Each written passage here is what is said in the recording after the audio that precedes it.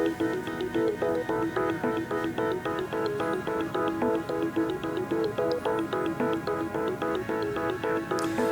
afternoon. I'm Kevin Brennan with the Notre Dame Alumni Association. Thanks so much for joining us for another edition of On Point at Notre Dame. If you're headed back to Notre Dame for a game this fall, you'll probably notice that some things have changed around campus. The university has been undertaking a number of exciting construction projects, and today we're going to give you an inside look into all of them. We're thrilled to be joined by the University Architect and a 1982 graduate of Notre Dame, Doug Marsh. Doug, thanks so much for being here. Thanks, Kevin. Pleasure to be here. For those of you watching live, here's how today's program is going to work. Doug is going to first walk us through a presentation showing you some of the exciting new buildings going up on campus, and afterwards he'll be taking your questions. To submit a question, you can use the form that you see directly under the streaming player where you're watching us. You can start submitting your questions now and do so throughout the event, and we'll try to get to as many of them as we can. Doug, with that, I'll hand it off to you. Thanks, Kevin. We have a lot to cover, so let's go ahead and dive in. I was able to bring along a series of slides and images to share with the group, and I thought it was apropos to start with an area of campus that has really been a huge transformation. It's really now called the East Quad, an area due east of the library. As people come back to campus, will find a significant amount of changes. With the opening of 3 new buildings, 2 residence halls, FLAHERTY Hall for women and DUNNE Hall for men, as well as MCCOURTNEY Hall, a very significant new step in our drive towards research and research laboratory space on campus. We'll also talk a little bit about the library and the series of renovations that we find ourselves in the midst of. So you can see from a broader viewpoint the perspective of this new East Quad. Again, off the east-west axis, oriented by, of course, the tower of the wonderful HESBURGH Library, but an old new green space, not just in that direction, but also north-south, that act as the front yards to new residence halls as well as MCCOURTNEY Hall. This is a shot we took over the last couple of days that is a really kind of a zoom-in of both FLAHERTY Hall, which is actually in the foreground to the right, and then DUNNE Hall, more centered in the photo. These are residence halls that are being occupied as we speak this week. Very pleased with moving in the hall staff and now, of course, our students. Both are about 232 beds each, and are designed in very much the character of our campus architecture, our collegiate Gothic style, to continue that style into this relatively newer part of our campus. The halls really have a lot of new features to them, very excited about it, in terms of an emphasis on social space and study space. We have a lot of open space, a lot of collaboration areas for kids to come out of their rooms in sections or in the halls in general, including with kitchens and study spaces, fireplaces, and some really nice details, I think. So really anxious to get that early feedback from this first group of students moving into these halls. And then there's MCCOURTNEY Hall, 217,000 square feet of new lab space, 60% of which we finished out. We've actually left quite a bit of space as shell space to attract researchers from around the globe to join our team, research teams across the university. So we have many engineers and scientists from the campus have already moved into the building, and still several weeks of migration yet to occur. You can see from this shot the greening of this new area. In total, we'll have grassed 9 acres of new outdoor space on campus and landscape them accordingly. So we're very excited about the progression of this east part of campus. As I mentioned in my opening remarks, that we find ourselves in the midst of nearly $50 million renovation of the HESBURGH Library, particularly focused on the main level and the second floor, spaces that literally have not been touched since the library was opened in the early 1960s. And you see the photograph gives folks an opportunity to see the spirit in which we intend to carry through the architectural interior design theme throughout the rest of those spaces on these 2 floors. Great series of projects. We find ourselves in the midst of renovating the concourse area, which is the main public space east-west through the building. opening up a scholars lounge here in the next couple of months, and some staff space. Then we'll continue to move over the next 2 to 3 years with a gradual series of renovations. Obviously, can't close the library all and do all the renovations at once, so it is a piecemeal phase strategy. Very excited about the HESBURGH Library, and I really welcome people as they return to campus this fall and beyond to spend a moment in the library. I think you'll see a great transformation has occurred and in the midst of occurring there. While we're talking about that part of campus, I thought I'd share with our viewers and listeners a really exciting new project that's going to advance university on a couple of levels. The most obvious, of course, is converting 3 out of the 4 play fields in the Reilly Field, sort of north of Steppen Center area, into artificial surfaces. This will help playability. We'll be able to play on these fields well into the winter and start much earlier in the spring. These get a lot of use by camps in the summer and our athletic teams, but principally for our rec sports programs. It's also going to be a place for our new home for the marching band for rehearsals. And in fact, that first field to the south is what's labeled multi-purpose / band rehearsal field will actually be opened yet this late this year. So hopefully by mid-November, we'll actually have that open, and then open the other 2 fields sometime next summer. In the midst of all that, we thought this was a great opportunity to actually do a major renewable energy project.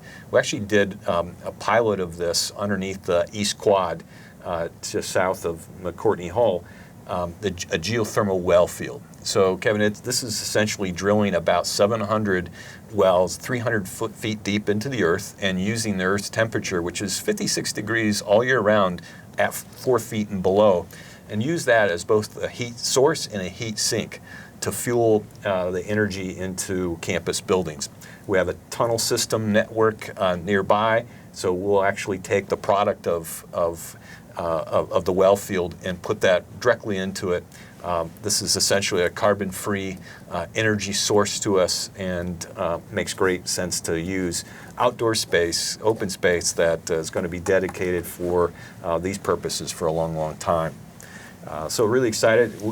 As people come back to campus, they'll see a huge mound of dirt stockpiled as we've begun the geothermal well field installation. The heads of those well fields are about 10 feet below the surface, and so there's a big excavation in the midst there too.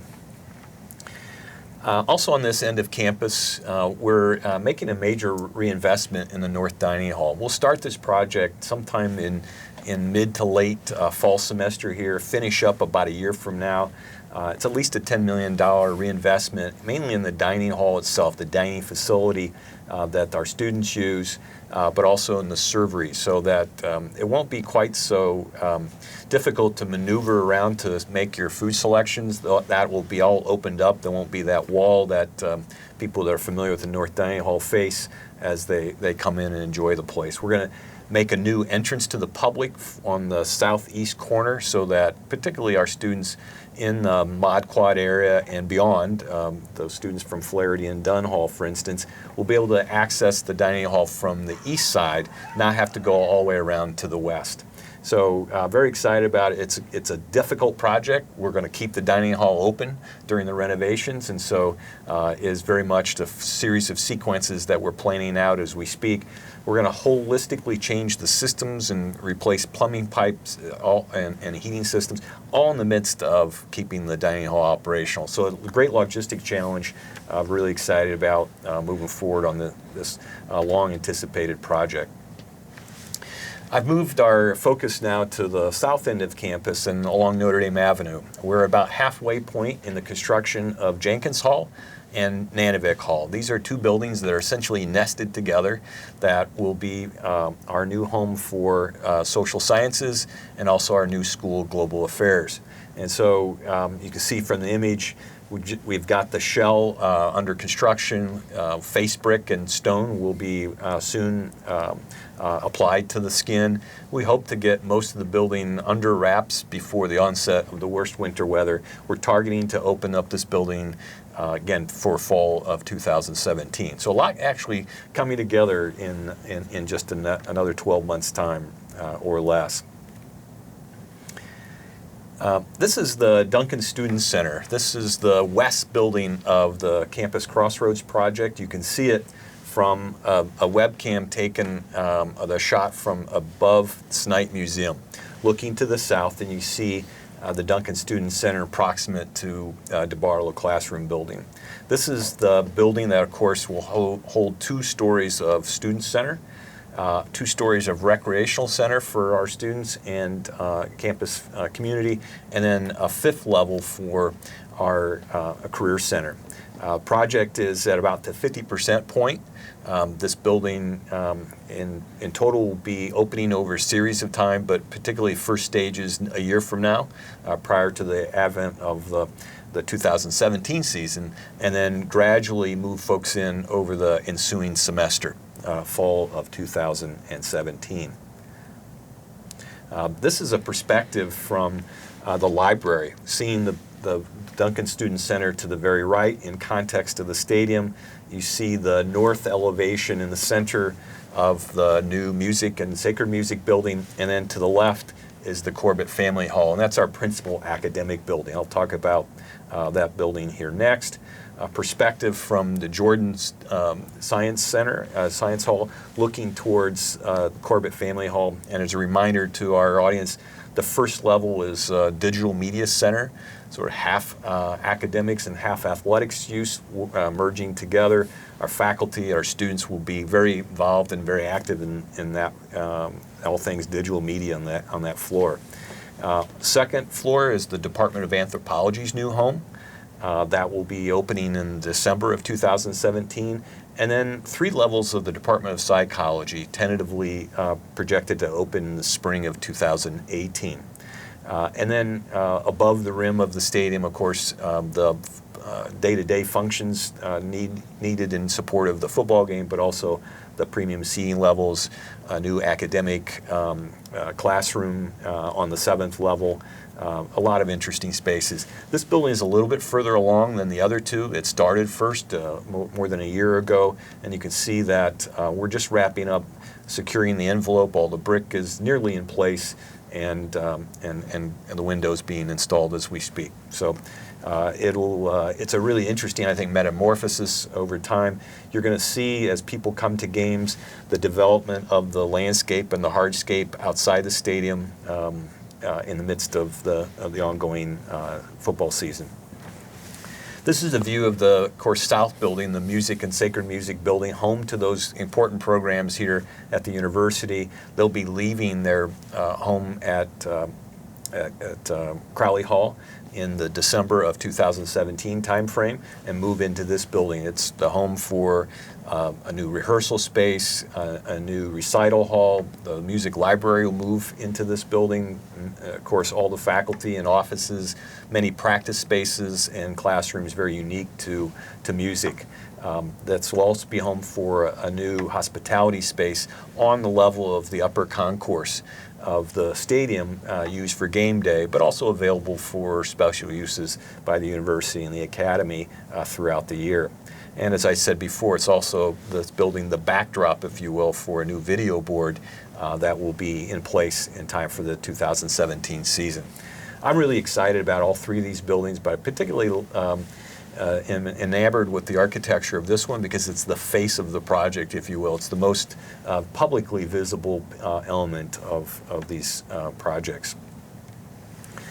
Thought I'd share an image taken actually this morning of Corbett Family Hall. Actually, this is mislabeled. This is actually the Duncan Student Center, but they're essentially the same view, taken this morning across the stadium. So this is what fans coming into the bowl this season will see. Essentially a very nearly complete edifice, where last year they saw essentially just the skeleton of the structural steel.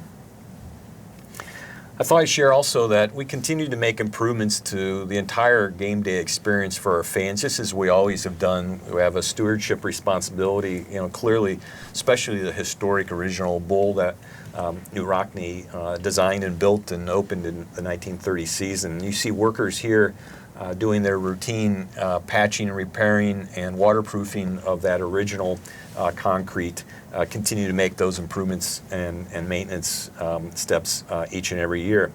This year, we've decided, certainly over the summer, executed the plan of addressing a long-term issue, and that is, in the original seating bowl, there were never any drains in the openings that and ramps people take to get to their seats. So we always had ponding water, as the photo suggests, and of course that becomes a real hazard in cold weather as that ices up.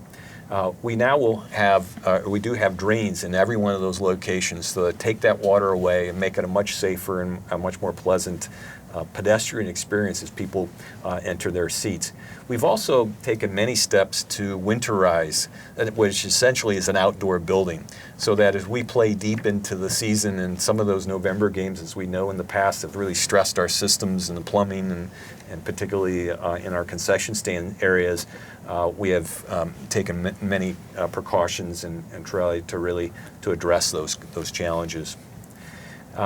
This season, or this off-season, we also began a bowl bench seat replacement effort. So in the upper concourse, those fans will find that sit there, that will find they have a new seat to sit on.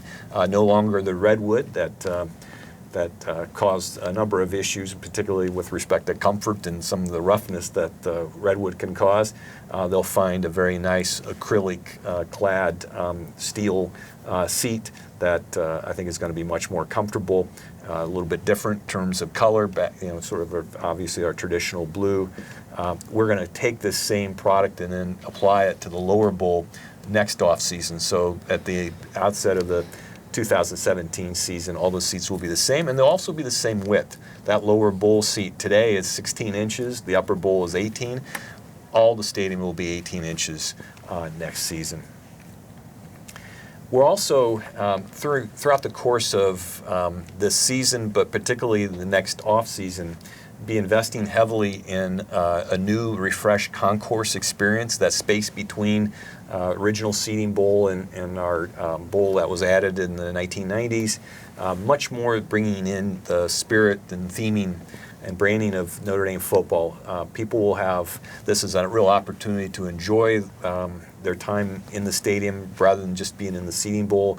We'll have quite a bit of video added to the area.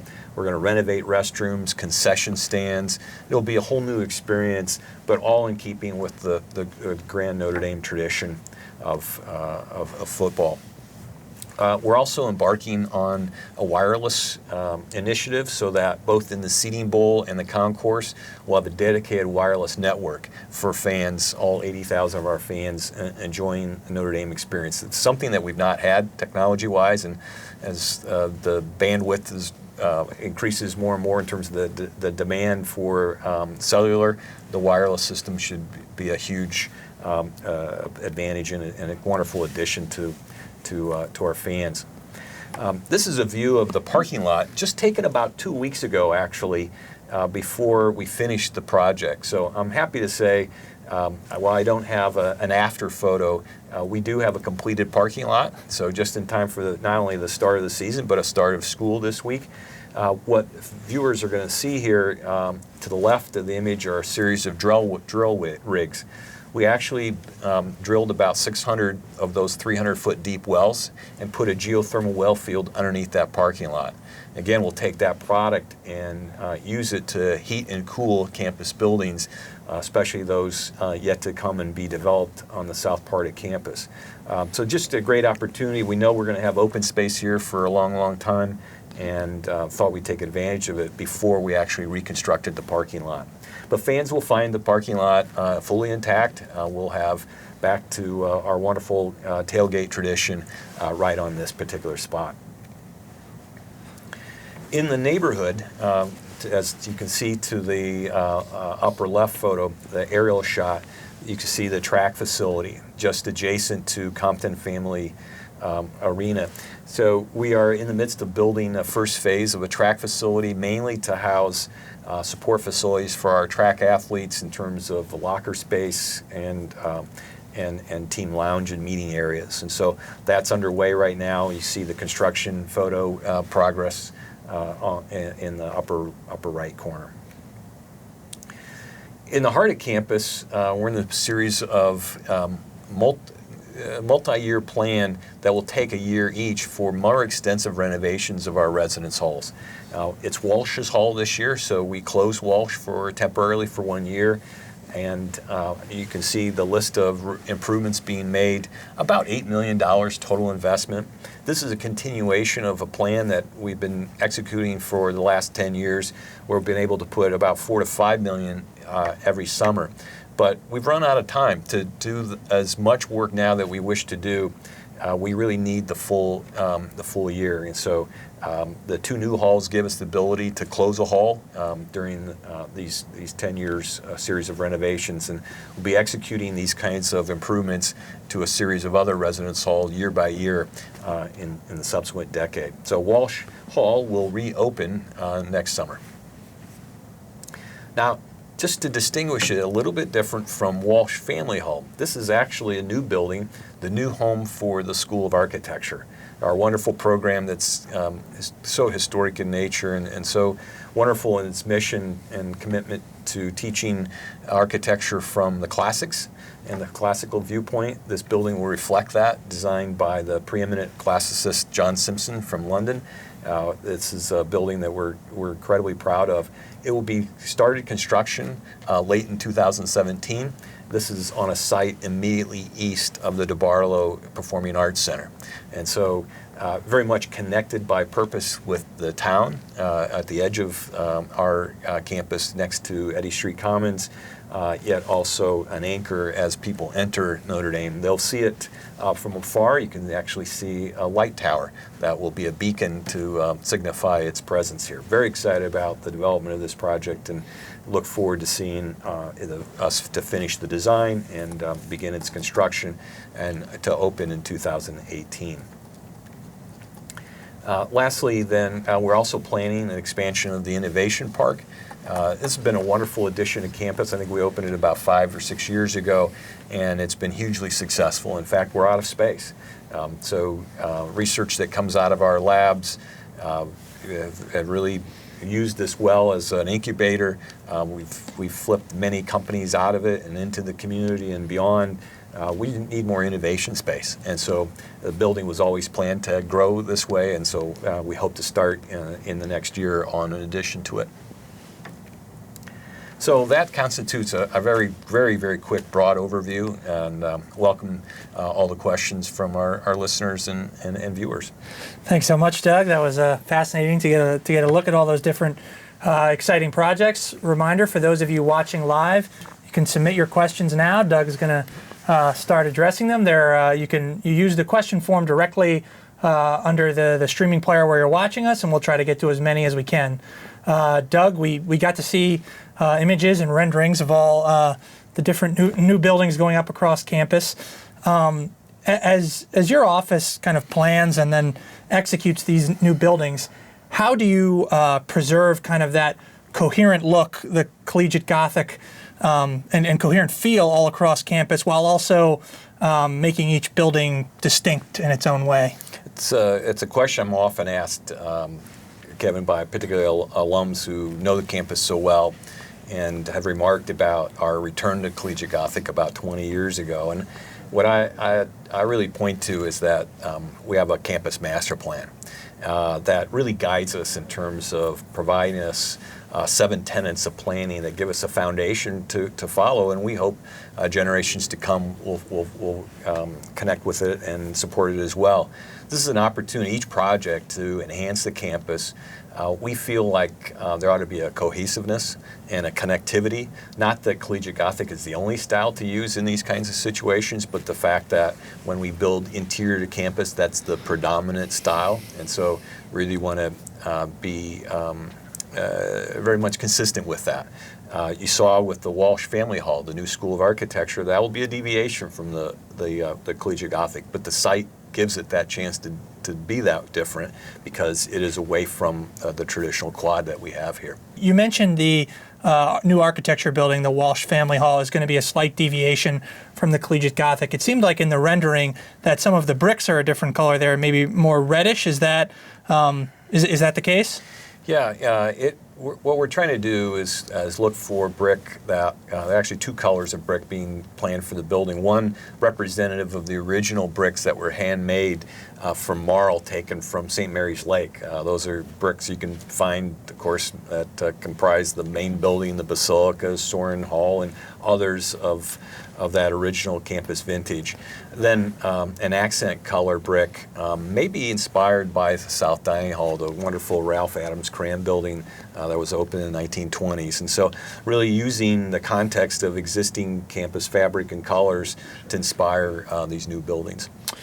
When you are refurbishing some of the older classic buildings on campus, like the other Walsh Hall, the Residence Hall, and even the work you're doing into the interior of Notre Dame Stadium, how do you balance wanting to modernize things and bring amenities up to the times with preserving the history and character of those older buildings? It is an interesting balance. I think the commitment is to, particularly in the residence halls, is to understand the architectural sort of style and not to do anything that would take away from that. So as we look at either additions to buildings, to try to be consistent and not have them stand alone, to have more of a continuation. But systems need to be modernized, and so one of the bigger challenges is always to fit newer mechanical systems, newer plumbing, electrical, all the data, et cetera, and how you fish that through a building that never had it intended, particularly buildings that have solid masonry walls on the interior that don't have spaces for it to be placed. And so we try to avoid things like surface-mounted devices and systems. So we try to creatively look for passageways, and it comes at a little bit of a premium of time and cost, but in the end, we think it's well worth it. How challenging is it for your office and for the university to have all of these projects going on at once on different ends of campus? Oh, it's a big challenge, but it's a great challenge, and we've been up for it and continue to be up for it. We saw it coming, and so we could prepare by taking a variety of strategies and also how we spread the workload out and try to get people with their strengths and particularly with their campus customers. So we have many of our staff who have been with us for many years and have built a rapport with our customers on campus and just really try to make sure that stay true. And so that's helped bridge some of the stresses that a fast-paced and large volume a series of initiatives can cause. We also really have a great partnership with outside architects, engineers, and contractors and other consultants. It's a great family of folks that are all in support of the university, the things that we're trying to accomplish, share our goals, share our mission. So finding those folks and really parlaying those relationships has been essential. All right, I think we're ready for our question from John here. And John asks, will the video board be up and running this season? It will not. We have bought the video board. It's been assigned to a contractor, and it's being developed on paper as we speak. We expect it'll start being erected sometime in the spring. A year from now, certainly it'll be tested and ready to run. So it'll be ready and operational, along with the ribbon boards that will be on the two sideline structures at the start of the 2017 season. All right. Next question comes in from Matt. Matt asks, will the new sound system be ready for the 2016 football season? Another timely question, and it will not. It will actually come with the video board because it's a part of the video board. It will actually flank the video board. The sound will be central from and originate from the image that people will see. So this year, we've redeployed the existing sound system on the west side facing the bowl. On the topic of sound, I was speaking recently with a member of the football staff who is also a former player here who said that he thought last season was the loudest on field he'd heard the stadium. In your expert opinion, do you think that the new buildings going up on three sides of the stadium are going to kind of keep the sound in and make it louder in game. I noticed the same thing from my experience, and I although we didn't design it particularly to help reflect sound, by nature of these structures, they do reflect sound. And I think they'll actually be louder this year, because last year, if you recall, we just had floor decks in, but the buildings were still very open. This year we have glass and structure more in place. I think we'll get more sound reflectivity, and should be a very exciting place to watch and see the Irish win. Yeah, it's an added bonus to an already exciting project. Let's go to our next question here from our viewers. This one's from Terrence. How is Notre Dame dealing with the reduction in campus parking as a result of current construction projects? Well, it's a common question. It's right on par. The timing is perfect for it. We're actually, as we finish the CROSSROADS project over the next year, we'll end up being able to balance the loss of parking that was immediately adjacent to the stadium with picking up some spaces to the south. So currently we have a series of construction trailers that bridge or border the south edge of our campus parking on the south end of campus. And so when we vacate the site, that will turn into parking, and we'll build parking on the actually old Edison Road, if people recall that, which is on the north edge of the sculpture park. So we're going to end up essentially balancing and not have a net loss there. But clearly on the northeast part of campus, we've had not necessarily a loss of parking, but a displacement of parking. As we built McCourtney Hall and the two residence halls, we've had to push parking out to a Bulla parking lot just on the west side of Twickenham. And we know that we can't push parking too much further. I mean, it's at the point that we're going to rely too much more heavily on shuttles and such if we do. We have a robust shuttle system. We think we're studying actually to make it more robust and expanded. We have a parking consultant and a parking committee that we formed on campus made up of students, faculty, and staff. We're meeting about every 2 weeks, and we'll be dealing with the problem and the challenge, including the discussion of parking structures on campus for the first time. I expect that a series of recommendations are going to come from that committee to provide to the administration probably in the next 3 months. Just a reminder for those of you watching live, or if you've just joined us, Doug Marsh, the University Architect, is taking your questions now. You can submit them using the question form just under the streaming player where you're watching us. And Doug, let's go to the next question here. It comes in from Patrick. He asks, how many of the new buildings will be green when they are finished? I think Patrick probably means with respect to sustainability, how many practices or have we used good green practices in the design of them? And the answer is yes. I think to date we've got 10 LEED silver or gold buildings to the university's repertoire. Everything that we're opening that I talked about in my opening remarks over the next couple of years, we'll also seek LEED certification. We always seek a minimum of silver, and most of the time we're able to achieve above that, depending on how the credits turn out. So the CROSSROADS projects will all be certified LEED to some level.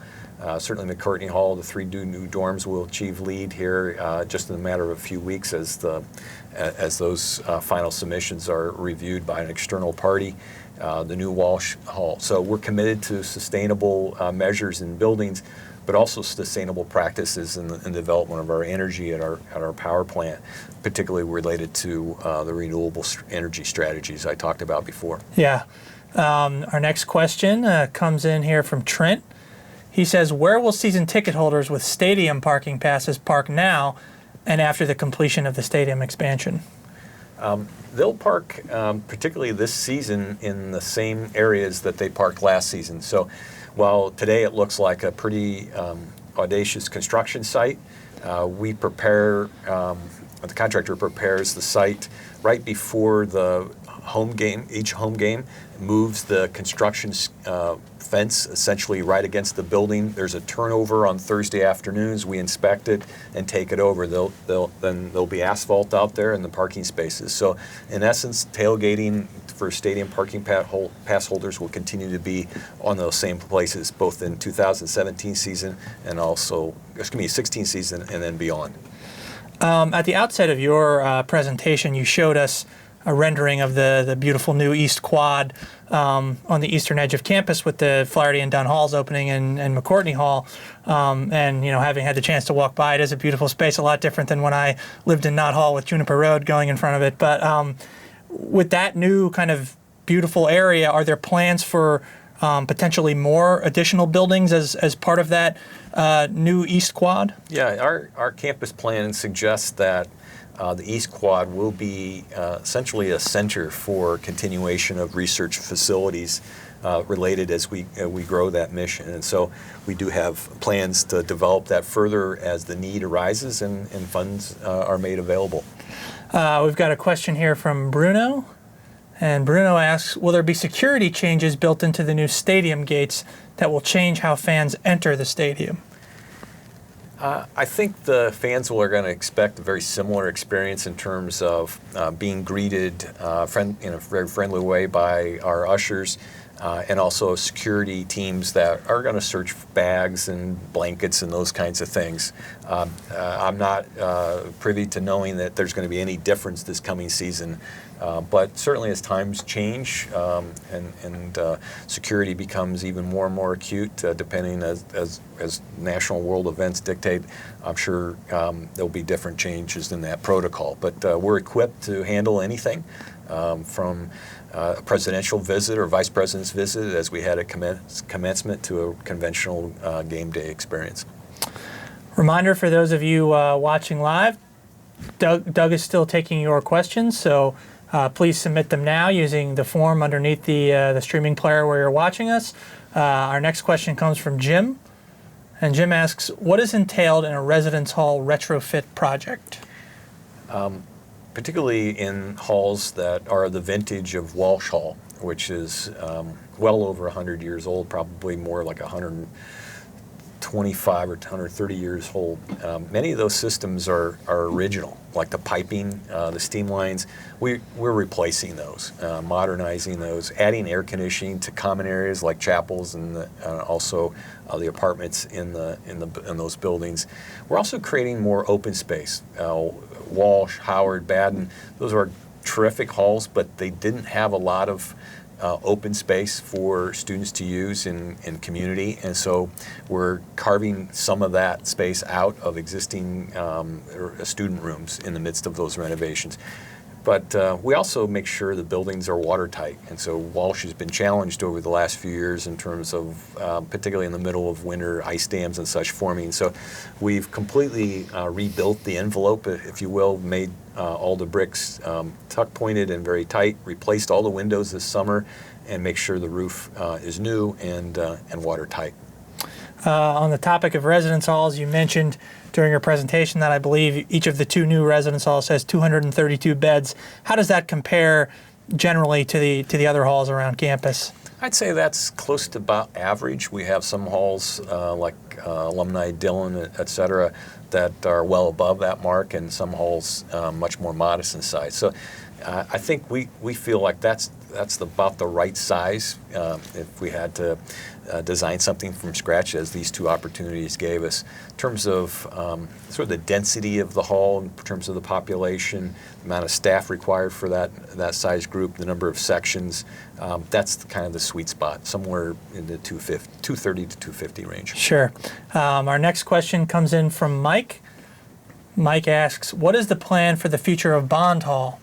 So that's a great question. I've suggested it's a great new home for the University Architect, but it's been suggested there's probably a higher and better use for that. Both, not just Bond Hall, but what about Hager Hall, the home of psychology currently, when they move into the Corbett Family Hall in a couple of years' time? What about Flanner Hall that is going to have quite a bit of space created as Jenkins NANOVIC comes online? These are all terrific questions, and in fact the university's thinking through the process. There's an opportunity for campus community units, departments, both academic and non-academic, to apply for more space in these buildings. And so that process continues on. We call it the backfill plan, and that's in the midst of happening as we speak. And I'm on a committee of 5 or 6 people that are taking those applications for space and vetting them, and then ultimately we'll we'll parcel out that space to the appropriate units. All right, our next question comes in from Nathan. Nathan asks, is this the most significant amount of construction that campus has seen at any one time?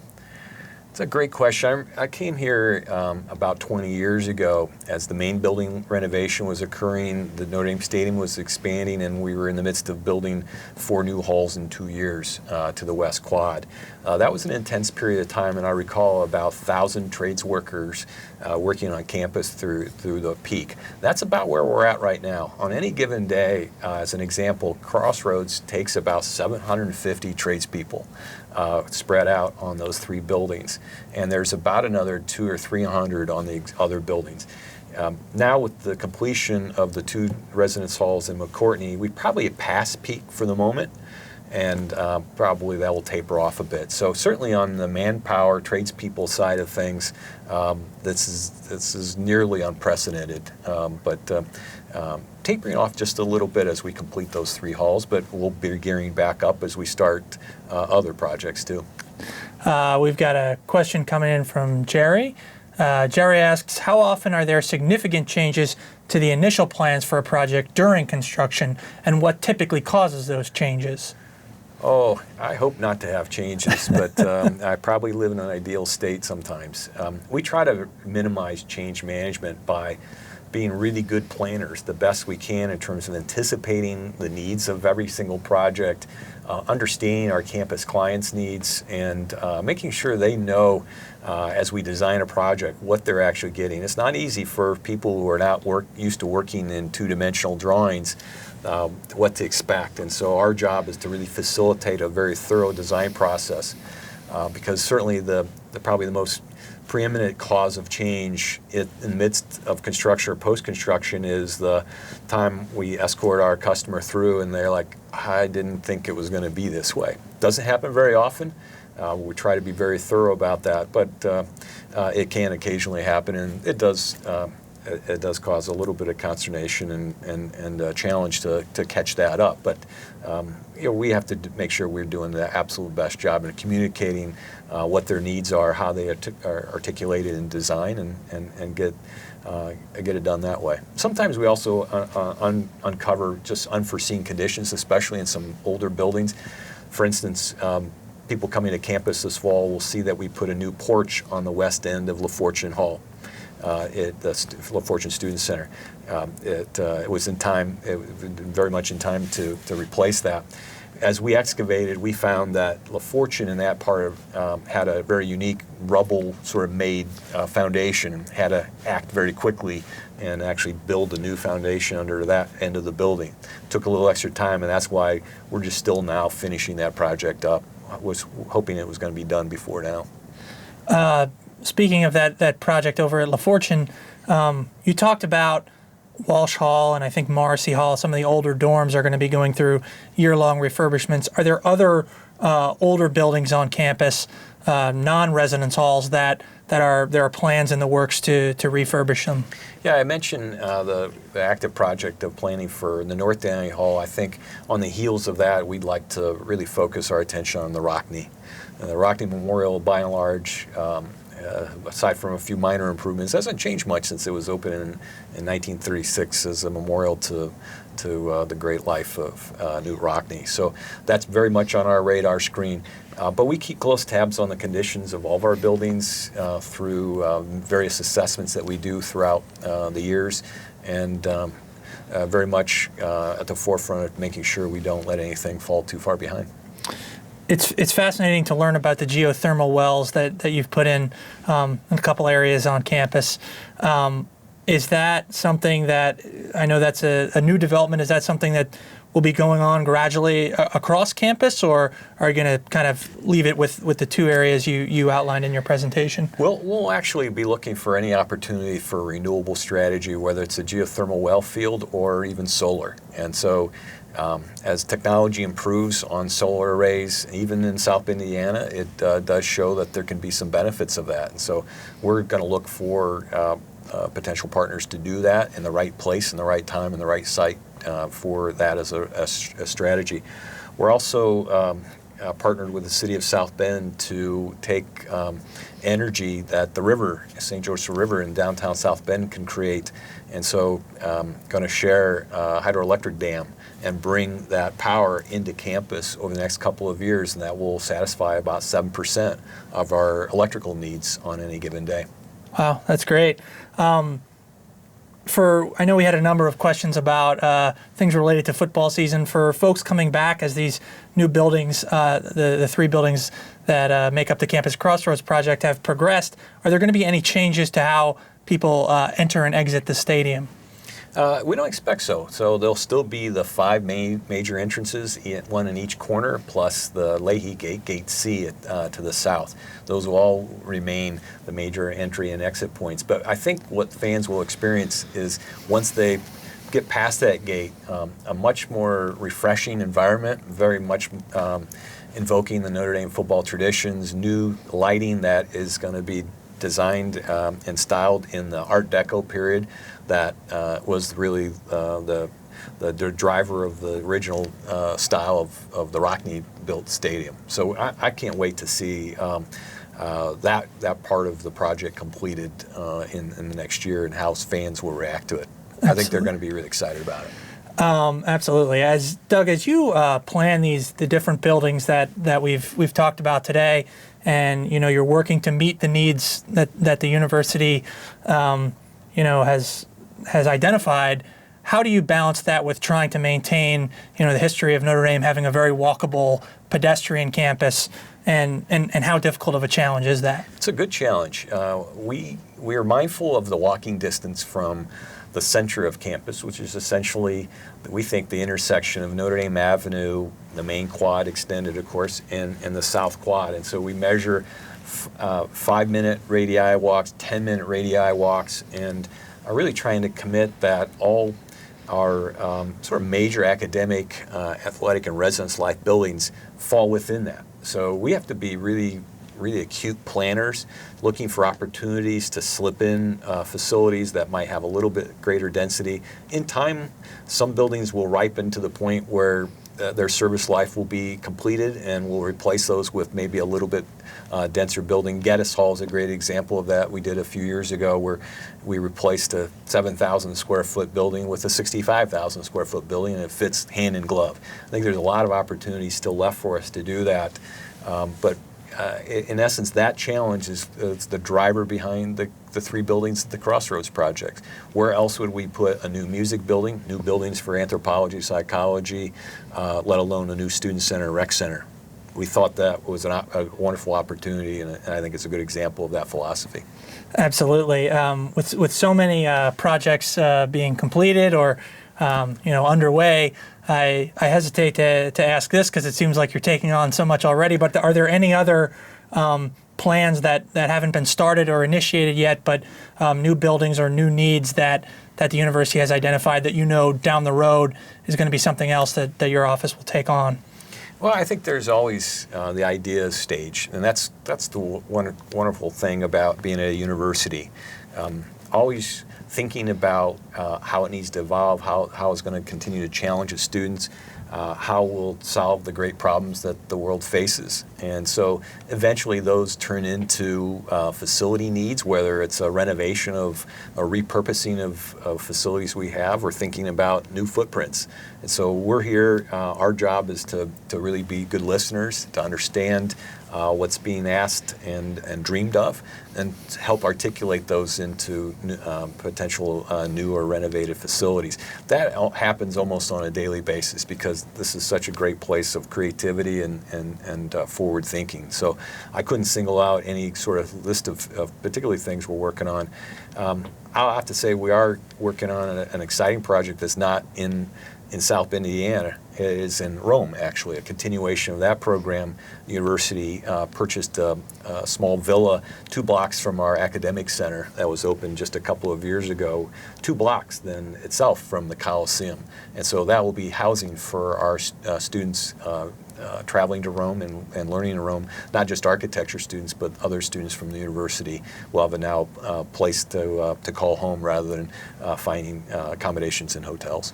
Great, that's exciting news. Well, Doug, we are unfortunately running a little bit low on time here, but as someone who has the pleasure of being on campus every day and gets to walk around, the new buildings all look great, and I'm sure our alumni and friends are excited to come back and see all the progress for themselves.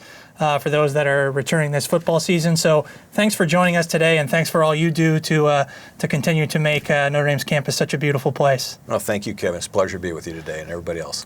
And thanks to all of you who joined us live or who are watching later on My Notre Dame or on YouTube. Remember, for all of our online learning content, upcoming shows, and previous ones, you can visit us at my.nd.edu/learn or go to YouTube and search for the Notre Dame Alumni Association. I'm Kevin Brennan. Thanks so much for watching, and go Irish.